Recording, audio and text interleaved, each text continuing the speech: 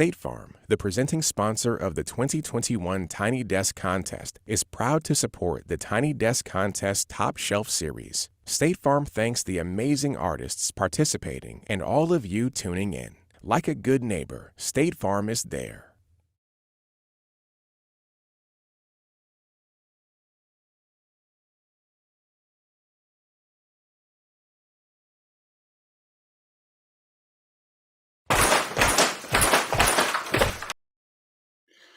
Welcome to NPR Music's Tiny Desk Contest Top Shelf. I'm Bob Boilen. So the Tiny Desk Contest, you probably know, is our nationwide search to find the next great undiscovered artist to play a Tiny Desk concert. And thousands of artists around the country have submitted amazing videos. And before we announce this year's winner, we're running this Top Shelf series. And each week, one of the contest judges will share their favorite entries and we'll interview one of the artists. So drop us a note if you're in the live chat. Tell us what you think of the entries. We want to know. Today we have WNXP's Julie Hight, an NPR contributor, and one of this year's Tiny Desk Contest judges. Welcome, Julie. Hey, Bob. Thanks for having me. Thank you. Have you had fun watching these entries? Absolutely. I kind of don't want the contest to end. I mean, I kind of wish it could go on and on so I could keep on watching videos. Well, for those of you who don't know this out in the world, if you want to go down a wonderful, fun rabbit hole, you go to tinydeskcontest.npr.org, and there are thousands to watch. So lots and lots of fun. Today, we're going to play 5 of your favorites, Julie. And when you watch these things, what are the things that sort of attract you? What are the things that you go, oh, I want the world to see this? I really get excited about voices and vantage points that are just vivid or distinct, potent expressions of individuality. But I also get excited about folks who have figured out what they want to say and how to say it with flair. And also, I mean, musicianship, actual technique, and, watching different bands and groups or individual performers use that in really vital or inventive ways. So I guess what I'm saying is the breadth that we're going to see today is kind of representative of the breadth of stuff that I got excited about in watching these videos. So we have 5 entries today on this Top Shelf series. We're going to start with an artist named Calvin II. What was something about this? I found it incredibly dramatic. I mean, the mix of music and the visual drama was really beautiful to me.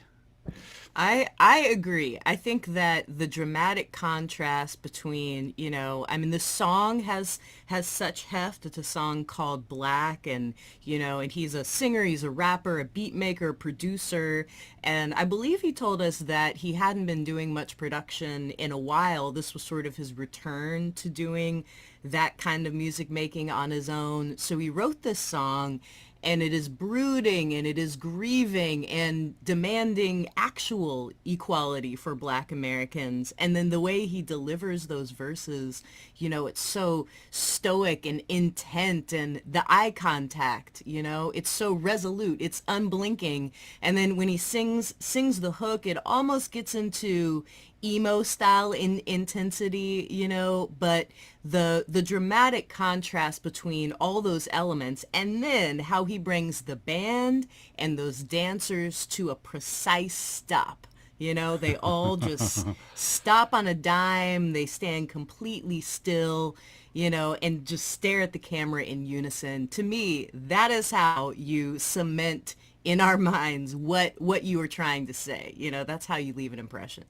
Great. Let's play Black by Calvin II.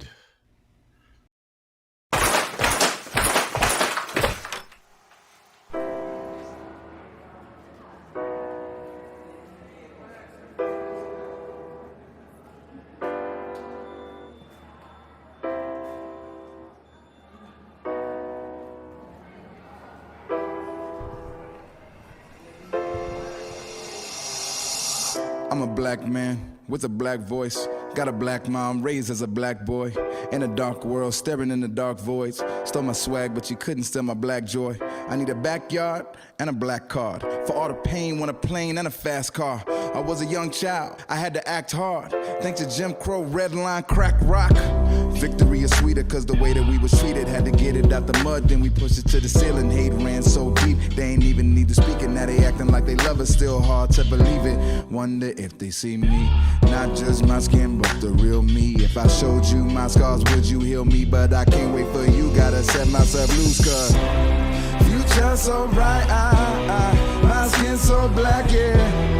Try dim my light, no, can't do that, ayy. Say you love me, well you gotta show the money, huh? Say you love me, then you gotta show the money, huh? Say you love me, well you gotta show the money. Give me equity, especially you really wanna run it up. I'm a black dad to a black girl. Give her keys to succeed in this black world. Give her a black gun and a black belt. Never let her feel the pain that her dad felt. Give her game the wisdom to be a boss. If you fall flat, bounce back from a loss. Learn from the past, see the paths and the coast. Meditate, pray, hold fast to the cross. Break the curses that were perpetrated on us. They say vengeance is a loss, but redemption is upon us. A lot of other people acting like we all were just complaining. Seen it happen on the camera, kinda harder to explain it, huh? Wonder if they see me, not just my skin, but the real me. If I showed you my scars, would you heal me? But I can't wait for you, gotta set myself loose, cause future so bright, my skin so black, I try to dim my light, no, can't do that, Say you love me when you gotta show the money, huh? Say you love me when you gotta show the money, huh? Say you love me when you gotta show the money. Give me equity, especially you really tryna run it up. So bright, my skin so black, Try dim my light, no, I can't do that, Say you love me, well you gotta show the money, huh? Say you love me, well you gotta show the money, huh? Say you love me, well you gotta show the money. Give me equity, especially you really tryna run it up.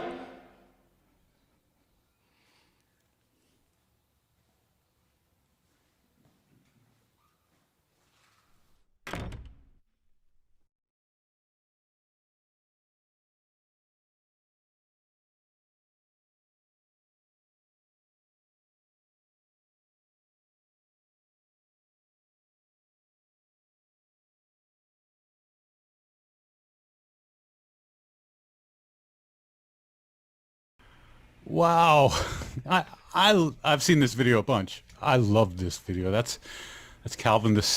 It's the music of Calvin Winbush. Julie, when he wrote to us when he submitted this video and said he realized that when he shot the video, it was the 100th anniversary of the Tulsa Race Massacre, which was, he says, bittersweet and definitely not lost on the crew that put this together. Absolutely. I mean, it's a song with a lot of gravitas, and so I imagine, keeping that history present in their minds that very day, gave them even more to work with. And I mean, I love the lyrics that he wrote for the hook. You say you love me, well, you got to show the money, talking about how Black Lives Matter advocacy needs to be made tangible. I mean, he sort of thematically is closing that circle for us. I believe he also, in submitting the video, reminded us that he appears in Childish Gambino's "This Is America" music video. If he looked familiar and you've seen that video, it might be because he is the first person to walk onto the screen and pick up a guitar and sit down and play. That is also Calvin II. And for those who watched Tiny Desk concerts last year, his entry was pretty extraordinary as well. If you want to take a look and look for Calvin II, really amazing video, and one of many that we're going to see today. So let's go to our next entry. This is an artist known as Semler. What do we know about Semler? Well, Semler, has had some chart success on the Christian charts with a very different kind of vantage point than people typically expect from a singer-songwriter presenting themselves as a Christian artist. And I will tell you, they got me from the intro, watching this video for the first time. The way that they deliver it with that knowing grin, just telling us right off the bat, I write Christian music about being gay. I think, and the fact that Semler was just, smiling in such a knowing way, because it's not that there have not been queer people at all times. In every religion, in every faith tradition there are, and there have been, but because of white heteropatriarchy, that's very closely entwined with American Christianity. So hearing an artist write the way that Semler writes is still a surprise, for us. And I mean, I like Semler's writing style, that it's pointed, it's a little smart ass, it's sort of post-emo singer-songwriter, and really helping us feel the experience of being feeling separated out from inclusion in the group and being seen as less than human, because of their sexuality or gender identity, and the band, I love the band they've got around them too. I feel like they're not only providing accompaniment, but they're actually, really providing solidarity and friendship. So it feels like Semler is flanked by musical allies too. There's two things that to keep in mind when you watch this. One is Semler's father was a preacher, right? So Episcopal, yeah. And then the other is that Semler's mom was visiting from Kentucky and sitting just off the camera, and it was only the second time seeing Semler play music. And I say that as you hear the words to this song, and imagine being that mom sitting there and being the person and being Semler singing this with her mom there. Anyway, let's play Semler's video, Jesus from Texas. Hi, my name is Semler, and I write Christian music about being gay. 1, 2, 3, 4. Woo-hoo! Woo-hoo!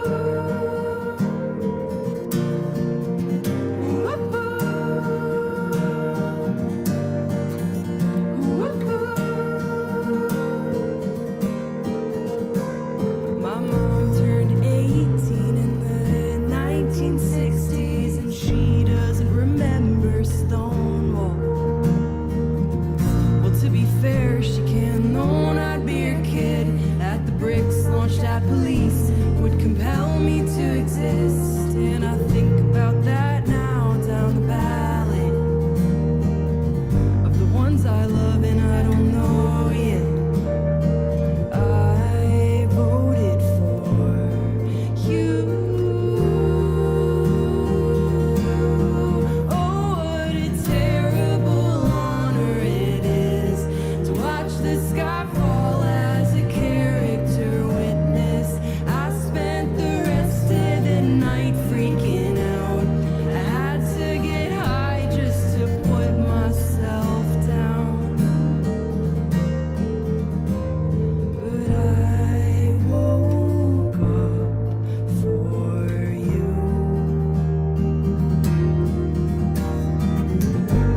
And I cut my hair because I'm worth it. These days I believe in Bigfoot more than God, 'cause who's he hurting? I grew up a preacher's kid, cleaning up after communions. I know that a church is not a way to live. It's a weekly reunion.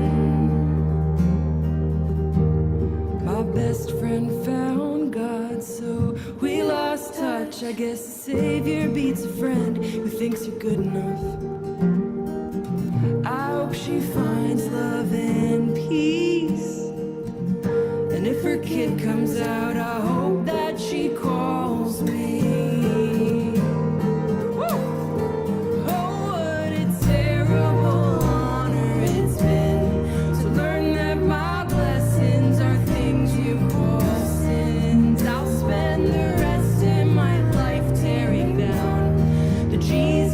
from Texas, you put in a crown. But I won't give up on you.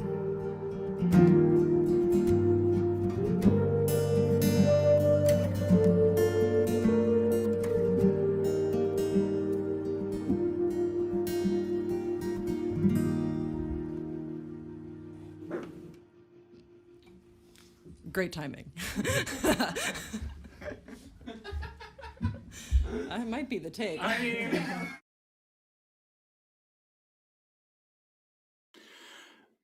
Another artist I need to spend a bunch more time with.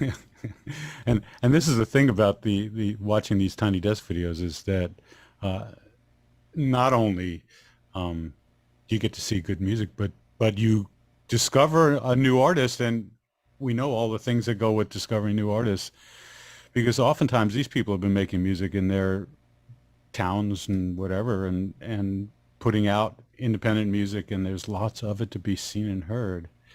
Semler's extraordinary. Yeah, it definitely makes me wanna listen to the entire project, and I love that there were shout outs to Bean the dog in the foreground of that video in the chat, and also shout outs to that lyric comparing that, you know, how much easier it is to believe in Bigfoot than it is to believe in a divine being at times. I like that people appreciated that lyric. I appreciated it too. And well, there's so many things about that video, but I love watching this. This is the rabbit hole I talked about earlier that we can all go down at tinydeskcontest.npr.org, where I love looking at the rooms that people are in. We on the team love when we see animals and plants and just the different things that are in the room that actually oftentimes, because oftentimes it's the bedroom or the living room of the artist, you get to see the personality that's there, because, you know, the art they pick for the wall or whatever it is all part of who they are. And there's something about that for me that brings me a lot of joy and some insight. Yeah, just as we can learn from, is that a lava lamp I see behind you, Bob? Oh, yeah, it could be. Creature comforts, creature Indeed, comforts. we all have them. We all have them. So, our next video comes from George Lovett. And George will also be our guest after we play his video, Ruby. Your love for Mr. Lovett was? Oh yeah, see, this song and this performance just took me back to kind of, you know, sensitive 90s R&B, the showmanship of it, and the just sort of, you know, openly expressive aspects of it, and, you know, the fact that George Lovett can do such phenomenal things with vocal runs and whistling runs. You know, both of those things we're gonna get to hear. I'm excited about getting to talk with him, because I want to find out more about how he developed those skills and how to use them, be so expressive with them. Fabulous. So let's play Ruby from George Lovett.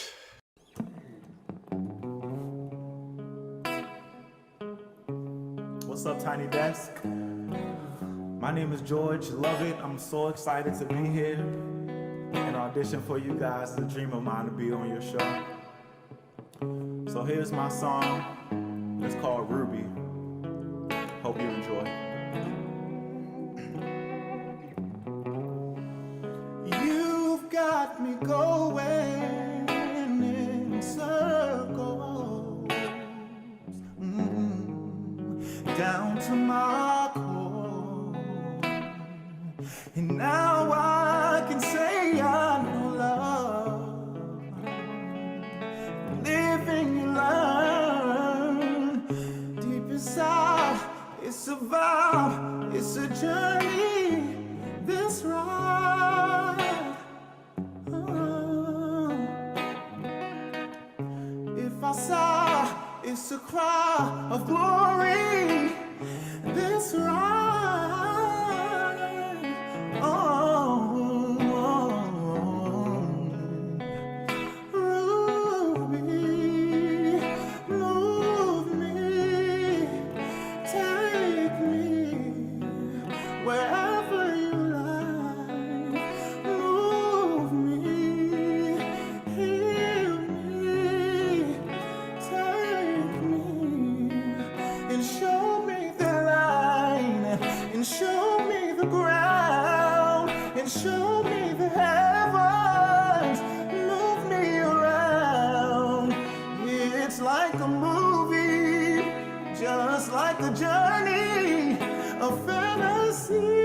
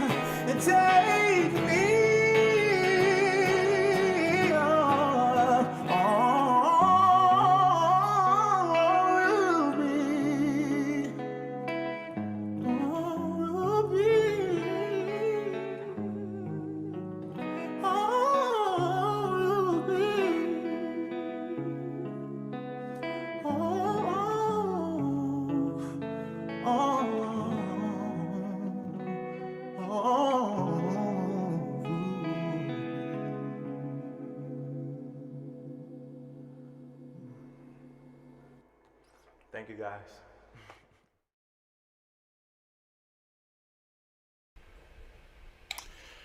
Wow. Somebody in the chat room called 9 Pound Hammer said there's so much talent in the world. That's why I love the Tiny Desk Contest. Me too. And there is so much talent in the world. And one of those great talents is George Lovett. And welcome, George. Hey, what's up, family? Thanks so much for having me. So happy to have you in the family. Yes. It's an honor, for real. It's a big dream of mine to be on the show, like I said in the video. Yeah. Well, here you are. Yes. Dreams come true. Now, George, I only know a few things about your musical journey so far. I definitely want to know more about you, but I know that you studied at Savannah College of Art and Design. I know that you just told us that you were part of Kanye's Sunday service choir, so Yeah. that would be, I'm sure, a whole story unto itself. And also, just in doing a bit of research, I found that some years ago you were on American Idol. So of course, I'm curious, how does entering the Tiny Desk contest compare with auditioning for American Idol? I mean, that's a good question. I mean, I don't want to make you guys a rival or anything, but Tiny Desk is just, it's like the top tier as far as artists who have already made it, or who have already established themselves. American Idol kind of is looking for the next. And, Tiny Desk makes me feel like I am the next. So, so, I'm here. I made it. My mom's watching. Hey, Mom. Well, I think everyone who was astounded just by hearing your voice, would want to know when and how you started to discover those runs, your ability to do those runs. I mean, were you a kid listening to Brandy? What would paint the picture for us? Well, I always could sing, and I think that when my voice started changing, that's when I started trying to figure out new ways to still hit the high notes, the Mariah Carey notes, because I couldn't hit them. I couldn't hit them vocally anymore, so I started whistling, and I started manipulating that and making it work out to get my results that I needed. So puberty drove you to whistling. Yes. That is pretty great. And Sounds like an album title too. Yeah. It does. Yeah. Yes, And I mean, you, in that performance that we just watched, you took us from zero to emotional and sensual surrender, and to pained ecstasy. Yes. And I want to know, was being emotionally present like that in your singing and conveying vulnerability through your virtuosity, was that something that you had to work your way to? Did you have to grow into that, learn how to do it? Yeah, I mean, when I was younger, I didn't sing like that, obviously, but I figured out that I had to go through life and life experiences in order to find or tap into those certain emotions. And it's just something that I had to go through in life in order to get that stuff out. But it's not easy. I have to take like deep breaths before I perform. And I also have to tell myself that, this performance is not about me, so that I'm not nervous, but it's about the public. It's about people. It's about evoking emotion. It's about making change in the world. So, yeah. That's beautiful. Absolutely. And I wonder, do you view whistling as a different kind of tool to express yourself, than singing, and shaping words? Are those two different kinds of expression for you? It's definitely like my secret weapon. People can play the piano, people can play the guitar, but I can whistle, so it's my thing. Yeah, I saw people in the chat on the YouTube channel the moment that whistling started in the video. I mean, I think you surprised some folks. You caught some folks off guard because you did treat it in this performance like shredding on guitar, it's your instrumental solo. Yeah, that's exactly what it is. Who is that guitarist with you, by the way?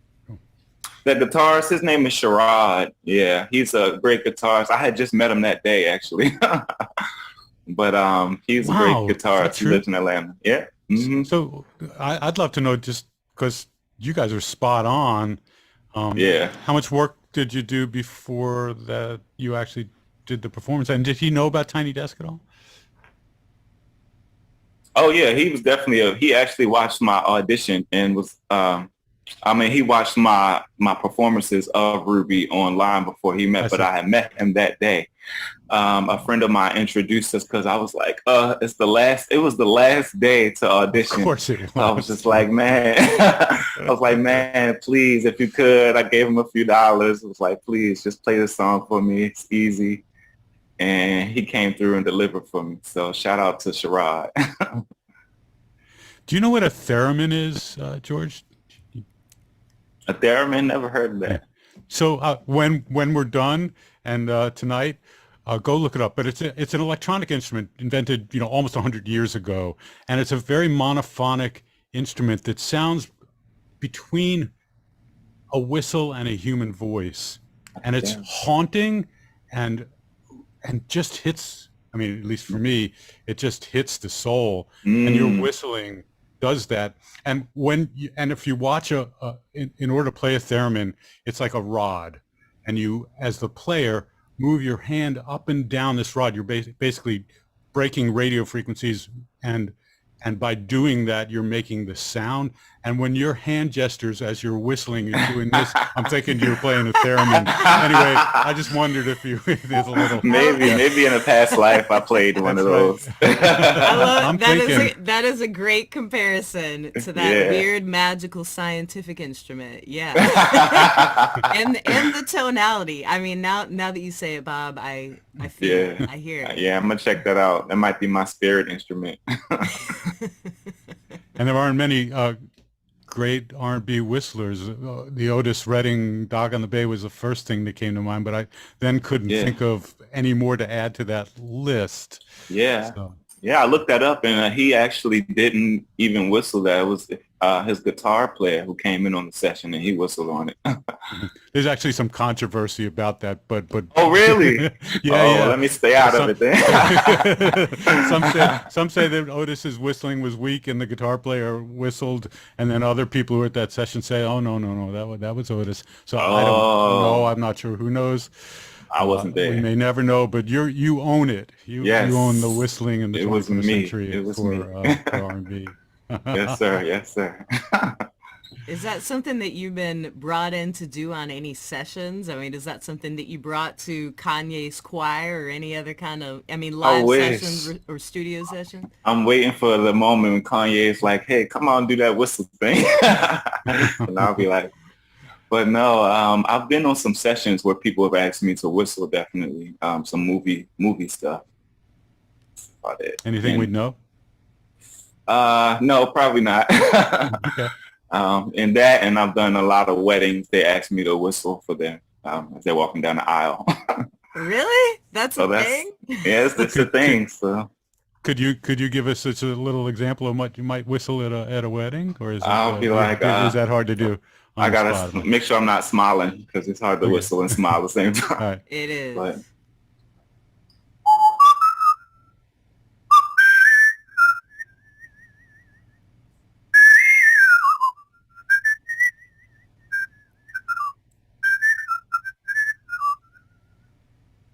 stop there. No, but that's great. Yeah. Well, thanks. Yeah, thank you for this. How do people find your music if they want to hear more? Yeah, I just released a new single. It's a little bit of whistling in that. It's called Promise. But just look my name up, George Lovett, on all streaming platforms. And if you look me up on Instagram, it's just George Lovett. And for those listening to the podcast who can't see his name on the screen, it's Lovett. Julie, any last words? I want to know what scent those vibe candles are that you've got lit behind you, George. Oh, I think I have a lavender one back there. I like a fresh laundry one, and I can't remember that last one, but that fresh laundry one is my favorite. That makes sense. I mean, you make sensual bedroom music. Exactly.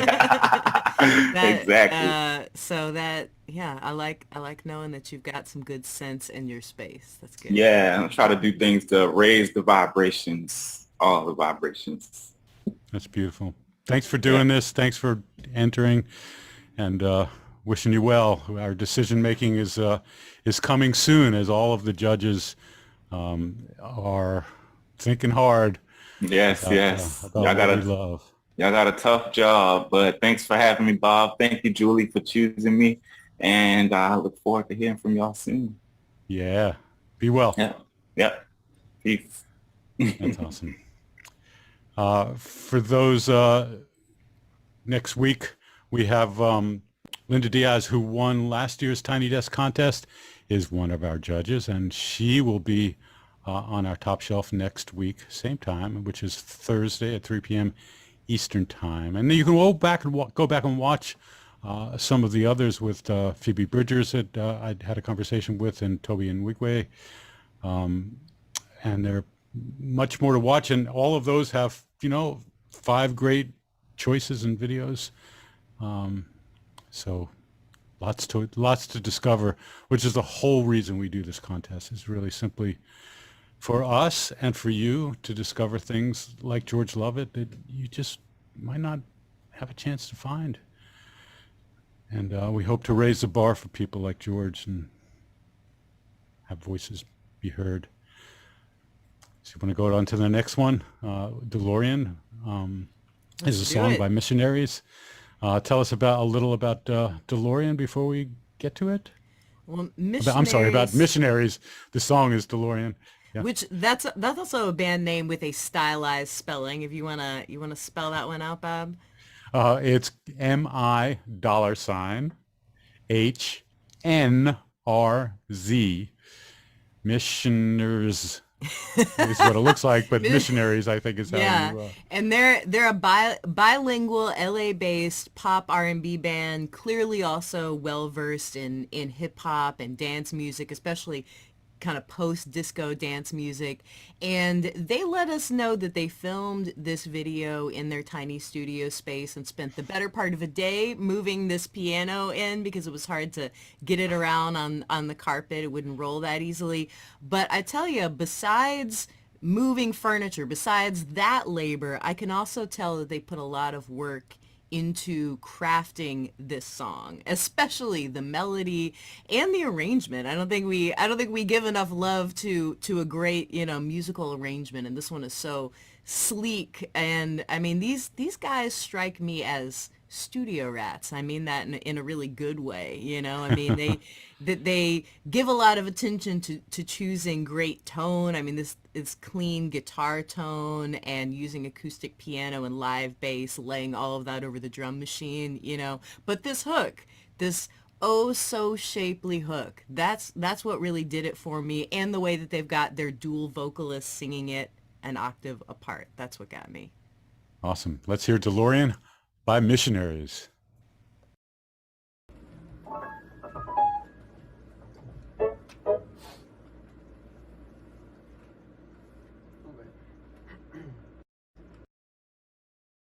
We are Missionaries, and this is Delorean.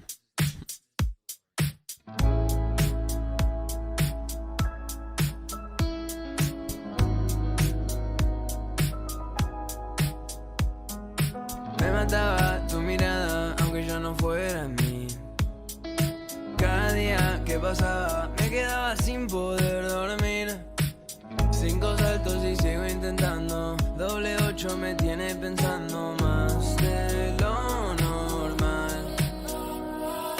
Yo volvería a verte una noche más, bebé. Regresaría ayer y volverte a llevar al mismo lugar y a ese momento donde lo que sentimos era violento, cuando no tuvimos tanto tiempo, todo era más lento. Te voy a volver a hacer recordar cuando me pediste bañar, esa que yo puse maná y terminó estrellado en la cama. Pero sé que esta vaina que tuvimos, cada cosa que vivimos se quedó a deber. Para reintentarlo ya no cuesta, ahí te dejo la propuesta, bebé. Yo volvería a verte una noche más, bebé. Regresaría ayer y volverte a llevar al mismo lugar y A ese momento donde lo que sentimos era violento.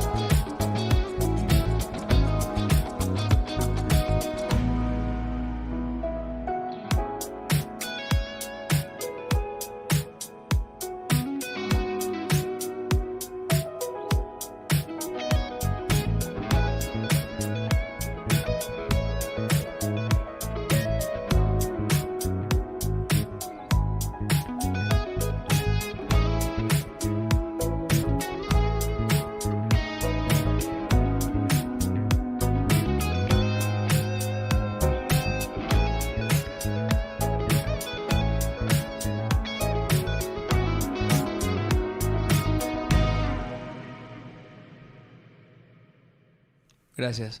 Thank you. We're so bilingual, bro. Ah, el mismo chiste, ¿no?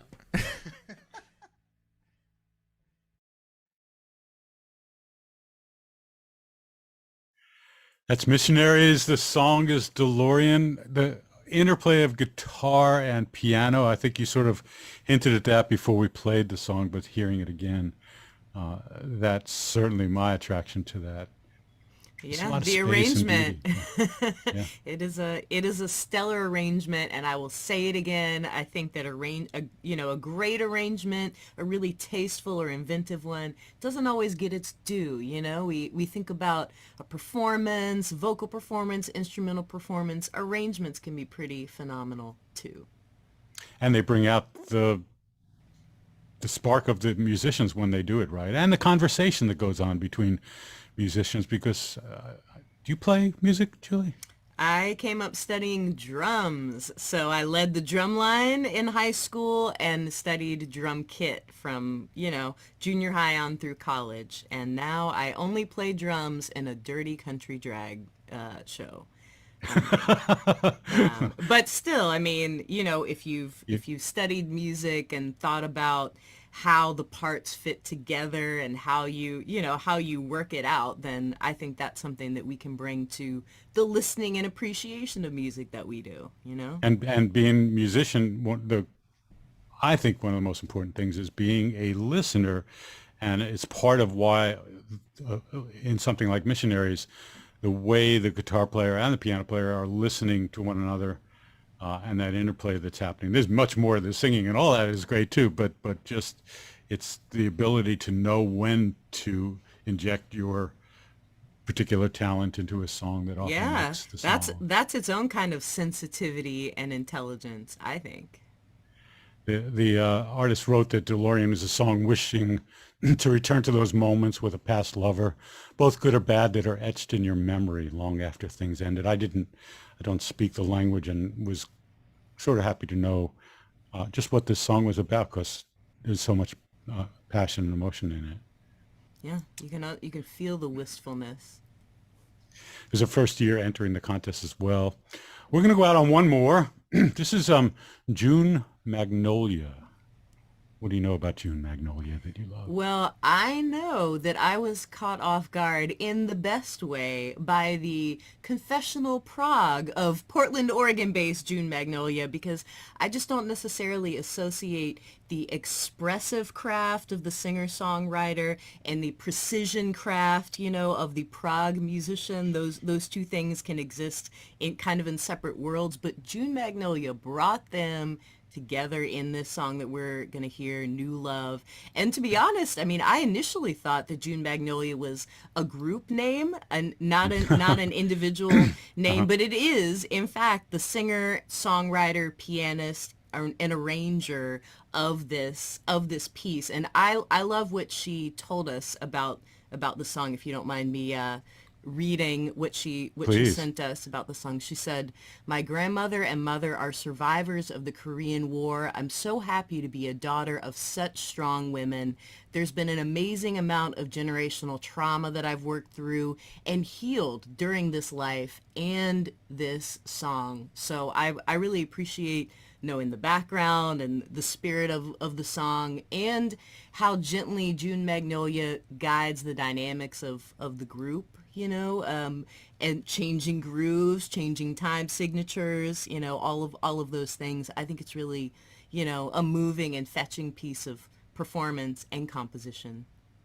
And a reminder too that so many of these songs have that deep, rich history in the writing of them. People, there are some people just write songs because they want to be on stage and they want to meet people, or it's a social thing. But for so many of the artists that certainly submitted to the contest, and so many artists that are driven by it, there's a deep emotional root to why people do this and why they sing about what they sing about. June Magnolia does that really, really well. Yeah, it's really thrilling to sense the layers of thoughtfulness, and imagination in this music, which I think we will. I hope everyone is as surprised and delighted by it as I was the first time I watched. Awesome. One more reminder that next week will be Linda Diaz, our Tiny Desk Contest winner in 2021, also a judge in this contest. So it'll be interesting to see someone who has entered and won the contest, to see her reaction to things that she picked and attracts her. And that'll be next Thursday at 3 p.m. If you want to just listen to this show as a show, we've been putting these in the All Songs Considered podcast. All Songs Considered is a podcast that I host every week. And on Monday, this show will be in that podcast. And then you can listen to all the previous ones, and then obviously the Linda Diaz one as well. Julie, thank you so much. It really was a pleasure to hear your thoughts, and loved your choices. And your bolo tie too. Yes, I wore it for you. This has been so fun. It's been a pleasure watching and listening and talking about all this music. Awesome. Thank you, everybody. Let's go ahead on New Love by June Magnolia. The Tiny Desk Contest continues. I'm Bob Boilen. Take care, all.